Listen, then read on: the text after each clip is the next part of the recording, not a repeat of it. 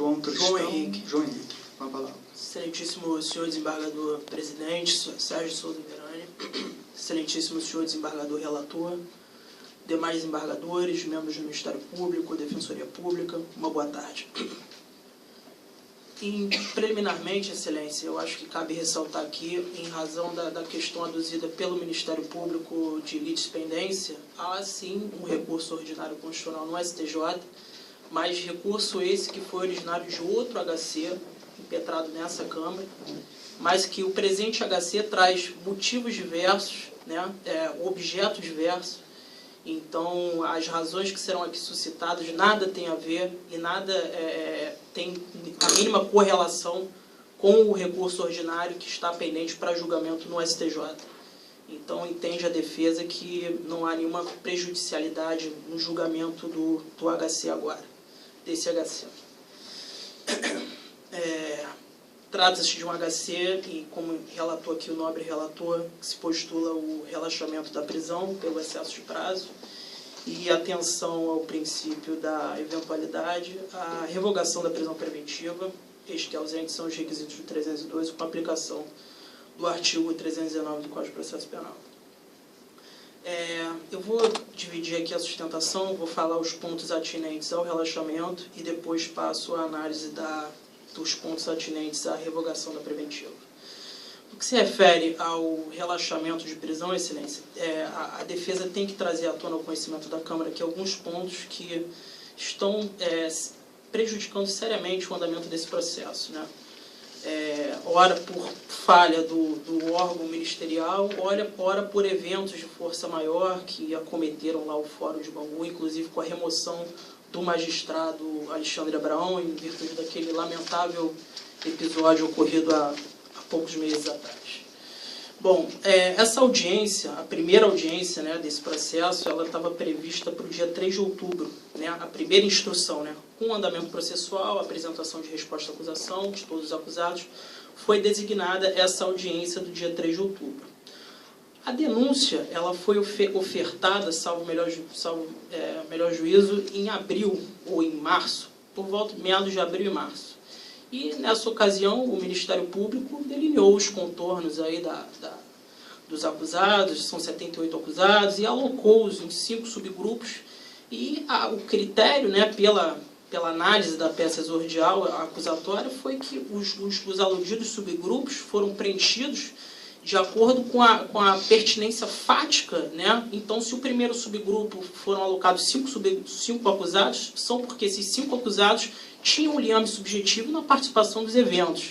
E assim foram estruturados os demais subgrupos. O subgrupo 2, com não sei quantos acusados, porque ali tinha uma íntima relação de participação na eventual empreitada delituosa. Então, enfim, marcada a audiência no dia 3 de outubro, presentes todos, o magistrado chama todos os advogados da audiência, da sala de audiência, e alega que, atendendo uma promoção ministerial, o promotor, ele resolve redesignar essa audiência, porque o promotor de justiça não tinha se atentado, desde o oferecimento da exordial, que tinha uma certa incongruência, né, nesse subgrupo, ou seja, o promotor pediu para que 3 acusados que foram alocados quando do oferecimento da denúncia em outro subgrupo fossem recolocados nesse primeiro subgrupo, por entender que tinha uma pertinência fática, uma relação fática com os acusados desse primeiro subgrupo. Ou seja, o parquet ele teve desde abril praticamente 5 meses para se atentar a isso, e somente no dia da audiência, no dia que todos estavam ali, ele percebe tal fato, analisando os autos, e resolve redesignar.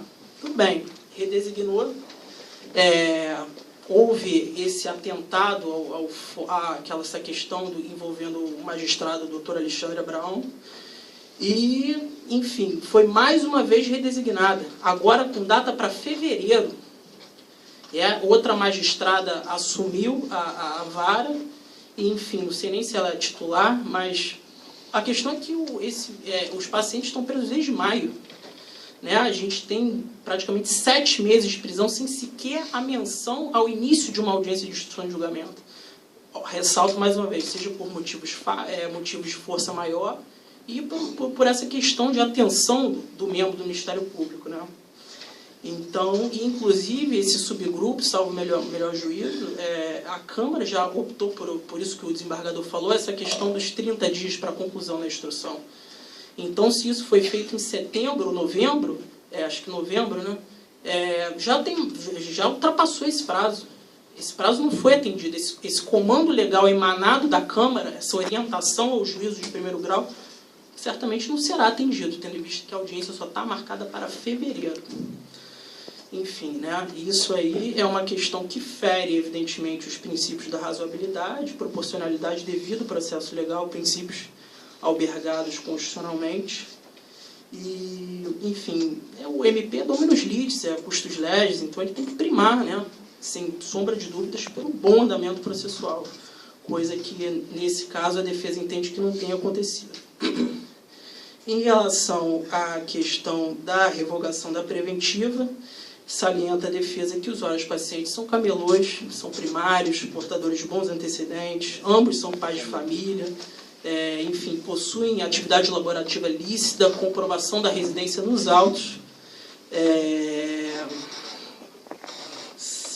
e outro aspecto muito importante que também merece a atenção da Câmara, e isso é relatado no próprio HC, os pacientes, e aqui até juntei folhas do inquérito policial, as folhas 1074 do inquérito policial, a própria Polícia Militar conclui, né, numa das ligações interceptadas, vou falar aqui, ipsiliteris aqui o que está transcrito, nesta ligação fica evidente que apesar de Nando é o apelido do paciente, apesar de Nando se submeter ao pagamento, presta auxílio ao Rodrigo. Então, o próprio paciente do HC, ele era compelido pelos membros da quadrilha a contribuir com os valores indevidos, né? Isso eu entendo que não é nem questão de mérito, isso é uma questão clarividente, uma questão fática, uma questão que salta aos olhos, né? Uma questão que uma breve não implica em dilação probatória, né? Apesar da via estreita do Reach, mas uma breve análise enxerga isso, salta aos olhos. A própria Polícia Civil conclui dessa maneira. E outro, as folhas 1130 também é dito que o próprio René, numa conversa telefônica com uma mulher desconhecida ocorrida às 21 horas e 28 minutos, diz que mesmo resfriado, foi obrigado a ir até a feira para recolher um dinheiro para os policiais. Ora, eles eram ali compelidos, eles estavam ali vulneráveis a todo esse grande esquema de arrecadação de valores ilícitos que era aí conjunturado, orquestrado pelas forças policiais. E depois ainda chegou o tal do Cabo Rodrigo aqui, ele foi sondado, né, por um tal de Elton Leonardo para substituir o René nas cobranças, ou seja, o cara era descartável ali, estava ali, era um mero instrumento utilizado ali pelas forças policiais em razão de ser a parte mais frágil dessa feira, enfim, de estarem ali vulneráveis a isso tudo. Em relação enfim, né, isso, creio eu, acredito a defesa, que é um ponto muito importante que merecia de ser trazido à tona. Agora, em relação à homogeneidade, vale ressaltar também, porque as condutas aqui imputadas, o artigo 288, artigo 316, combinado com o artigo 29, na forma do concurso material. Os pacientes são primários, ainda que Vossa Excelência entenda que isso é uma questão de futurologia, enfim, mas é plausível que, os antecedentes, as circunstâncias judiciais do artigo 59 são favoráveis. Essa pena vai ficar no patamar mínimo, certamente vai ser substituída. O crime supostamente não foi cometido sem violência ou grave ameaça, com violência ou grave ameaça. Faz jus também a questão do regime aberto. Já estão há 7 meses presos. O tempo de Vossa Excelência foi esgotado. Tá bom. Não, tudo bem. Basicamente é isso. E espero a defesa pela concessão da ordem.